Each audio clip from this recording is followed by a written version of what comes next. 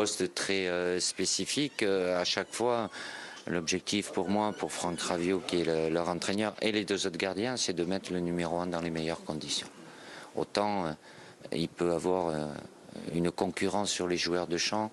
Le gardien a besoin de cette sérénité. C'était le cas pour Hugo, même si, bon, à un moment, la concurrence, elle est peut-être plus présente à l'extérieur qu'en interne, mais j'ai aucun souci et totale confiance en Mike par rapport à ce qu'il a déjà fait avec nous.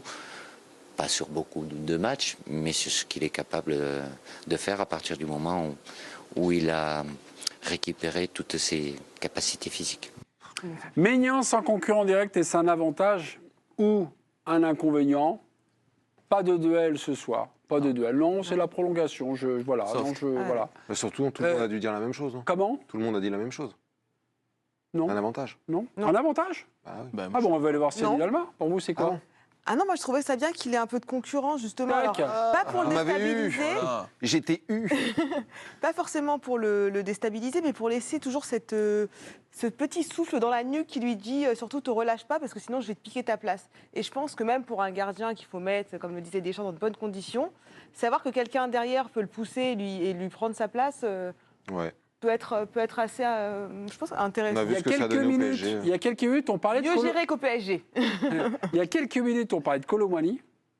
Kolo Muani remplaçant, il a cassé la baraque au mondial. Là, finalement, c'est un nouveau truc qui arrive. Là, on demande de débuter, d'être bon titulaire.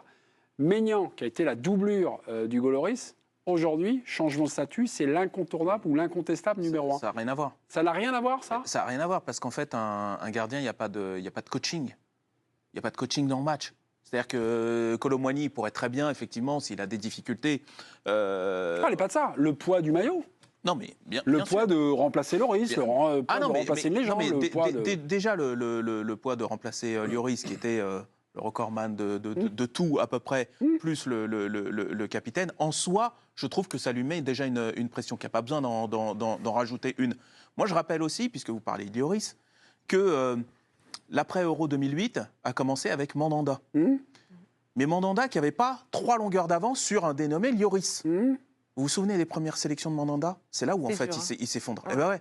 Parce qu'en fait, je pense qu'il sentait le souffle de Lloris. Il n'était pas dans une position extrêmement confortable. Le poste de gardien de but... Pas non plus dans une équipe extraordinaire. Il n'était peut-être pas dans une équipe extraordinaire, mais Lloris, derrière, quand il a eu sa chance, parce qu'il arrivait un peu en outsider à ce moment-là, derrière lui, il a pu lâcher.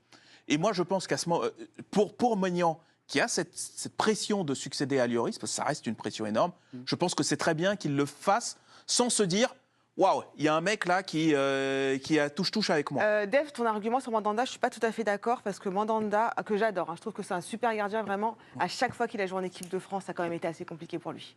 Oui, vraiment. Bien sûr. Mais alors, il a eu sa chance, il a fait quelques matchs. Il a eu sa chance, mais même dans des matchs pas extraordinaires, il était fébrile. Et même après, une fois qu'il avait plus, tu vois, l'ombre de Lloris, j'ai jamais trouvé qu'il était il a toujours eu l'ombre de Lloris. Ouais, mais tu vois, on se dit, Lloris est numéro 1, maintenant, tu vois, j'ai plus de pression, finalement. Et même là, j'ai jamais trouvé qu'il était magistral comme il a pu l'être en club. Bien sûr, mais après, je pense que sans faire le truc sur Mandanda, je pense que c'était une histoire manquée. Je pense que si Lloris avait pris l'équipe de France en 2008, il aurait été bon à ce moment-là. Ça, on le saura jamais. Mais ce que je veux dire, c'est que je pense quand même que c'est important pour un gardien, et on le voit. Et j'ai travaillé d'ailleurs sur la psychologie des gardiens. J'ai fait un papier dessus, et tous disent ça change tout quand on n'a pas une épée de Damoclès au-dessus de nous. Ça change tout. Mais pas forcément une épée de Damoclès, mais en tout cas une concurrence qui te dit je peux pas me reposer sur mes lauriers. Et pourquoi tu voudrais qu'il se repose sur ses lauriers? Le mec qui débute et il succède à Lloris. Tu crois que pourquoi il pourrait être sur quoi? En se disant c'est bon, c'est fait, quoi qu'il arrive, je vais rester là. Puisque lui, il aura, en se disant quoi qu'il arrive, je vais rester là. Lui, il n'a même pas la comparaison avec un autre gardien. Il a la comparaison avec un des 2 ou 3 plus grands gardiens de l'histoire de l'équipe de France. Il ne reviendra pas quoi qu'il arrive. Donc il peut pas se relâcher. Ils n'arrivent pas non plus numéro 1 au même âge. Lloris et Mandanda, ils avaient 22, 23 ans. Lui, il en a 27 déjà. Donc, c'est pas tout à fait la même chose. Il joue au Milan. Il joue avec des champions. Où la pression, il a déjà joué avec des champions, il la rejoue encore. Je pense que c'est pas loin aujourd'hui d'être l'un des meilleurs gardiens au monde. Maignan, en tout cas, il fait partie des 5 ou 6 meilleurs gardiens au monde. Il est hyper complet. Alors, c'est sûr, le poids du maillot, comme vous l'avez dit. Mais ça, on le verra à l'usure. Mais moi, je pense que, de toute façon, il y a... comme je pense qu'il fait partie des meilleurs gardiens au monde et que derrière, il y a un boulevard quoi, entre lui et le numéro 2, numéro 3, numéro 4 gardien français. Maignan, Lafont. Il y a- Samba. Samba. c'est- Ouais, c'est- c'est ils sont- Samba qui est là. Ils sont quand même assez loin, c'est des bons gardiens, mais ils sont assez loin de Maignan. C'est un mec qui... moi, je l'avais connu un peu au PSG, c'est où il a été formé. Il doute pas, quoi. C'est un monstre mental. Je le voyais, il faisait les entraînements avec Ibra à l'époque. Ah, il y avait une scène de. Ouais, avec Clairefontaine. Non, mais c'était même pas des pénaltys, c'était des frappes. C'est Ibra carrément un jour. Le PSG s'entraînait à Clairefontaine parce que le camp des loges était en infection. Et Ibra lui mettait des grosses sacoches. Il sortait tout. Tout. Et tant qu'Ibra marquait pas, il restait. Et à un moment donné, Ibra, il marque. Et il se barre. Mais sans un mot pour personne, quoi. Il retourne. Et puis Maignan part avec Rabiot, rejoint le banc avec Rabiot, puis Ibra se retourne, il fait Mike, avec sa grosse voix de ce temps. Puis il lui fait le pouce levé comme ça, genre respect, quoi. Et c'est un monstre, quoi. Non, et Eric, puis, conclusion. Oui, il a remplacé Donnarumma, le soi-disant meilleur gardien du monde d'Europe. Il est meilleur que lui. Il a fait oublier tous les supporters. Oui, il joue à Milan.